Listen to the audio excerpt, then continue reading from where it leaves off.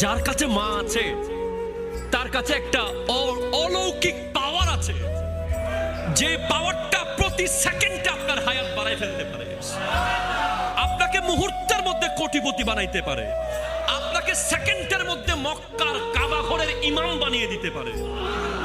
এত ক্ষমতা আছে মায়ের। দিয়েছেন কে?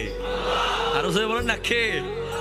আমি তো কি করি জানেন না, আমার মা মাঝে মাঝে বলে, আরে তুই এত বড় হুজুর হয়ে গেছিস, আমি তো সুযোগ পেলেই কদমে চুমু দিই, মাটিতে লুটিয়ে পড়ি মায়ের কদমে।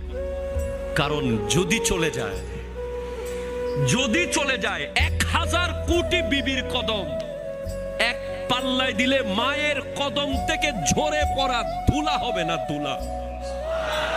কথা বলেন না, ঠিক কিনা? পাবেন না।